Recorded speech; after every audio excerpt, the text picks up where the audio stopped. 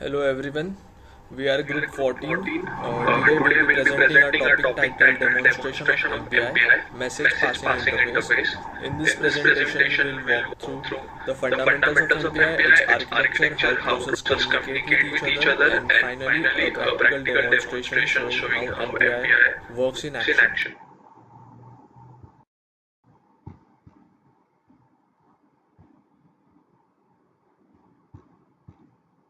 I'll be starting our presentation with a brief introduction to MPI, which stands for Message Passing Interface.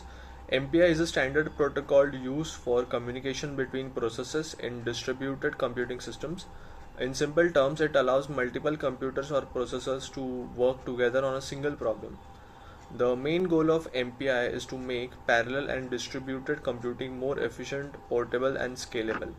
The main goal of MPI essentially helps processes coordinate their work and share data efficiently, which is crucial part of high performance computing applications such as scientific simulations, AI training, and data analysis. So, in short, MPI acts as the backbone for distributed systems, ensuring seamless communication and synchronization among processors to achieve faster and more reliable results. Okay, now let's move on to the architecture and core concepts of MPI. MPI, or the message passing interface, is basically built around a few key components. First, we have MPI library, which provides the API, that the set of functions we use in our programs. Next, there are the processes and communicators. A communicator defines a group of processes that can talk to each other. Okay, it's like creating a communication channel between them. Then comes the message passing layer, which is the heart of MPI. This layer allows processes to exchange data directly through messages. Okay, communication in MPI can be of two main types. First is point to point communication, where messages are sent between two specific processes. Second is collective communication, which involves a group of processes, for example broadcasting data to all processes or gathering results from them. Some of the most common MPI functions include MPI init, which initializes the MPI environment. Second is MPI com size and MPI com rank, which give information about the total number of processes and the rank of each one. Third is MPI send or MPI receive for sending and receiving the messages, and MPI finalize to end the MPI execute. In short, this architecture ensures that distributed programs can coordinate efficiently even when running on different systems. Now, let's move on to the next slide. To understand the MPI better, let's look at the simple demonstration example summoning numbers using MPI. In this example, each process is assigned a portion of the data. It calculates its partial sum, and then the root process, which usually has rank 0, collects all those partial results using the MPI reduce function to compute the final total. Okay, for instance, process 1 might compute a partial sum of 15, process 2 might get 20, and the root process combines these to produces a final sum of 35.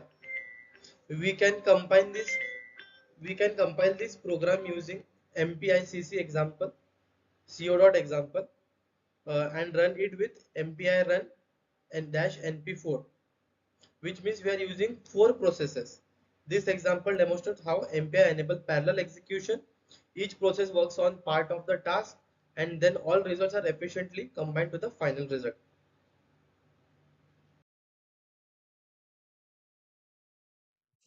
In this program, we create a class called process that extends the thread class where each thread represents a separate process in MPI.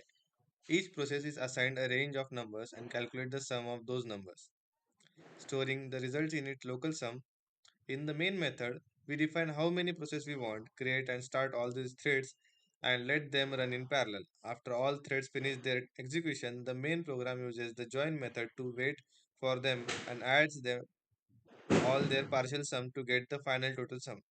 Finally, the program prints the partial sum calculated by each process and the final combined sum, showing how parallel computation works in a simple simulated MPI environment. The advantages and disadvantages of message passing interface. The advantages: it offers high performance and scalability, which means it can handle a large workload efficiently and can easily grow when more resources are added. It works across multiple platforms and also it supports large parallel tasks. Disadvantages of message passing interface is it is difficult to debug and synchronize.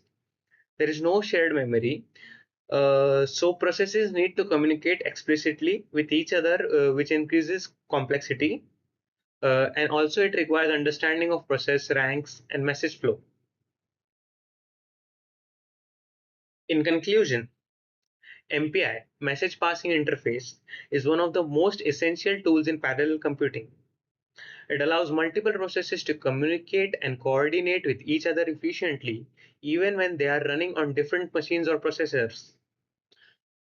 MPI plays a crucial role in parallel and distributed computing by enabling efficient communication among processes. MPI provides a standardized and portable framework for message passing across different computing architectures. Okay. Through MPI, we make complex computations into smaller tasks, execute them simultaneously, and make them improve in performance and their scalability. Overall, MPI continues to be a powerful backbone of high performance computing, from weather forecasting and molecular modeling to data analysis and simulations. Message passing interface makes it a key technology for solving complex computational problem efficiently. Thank you.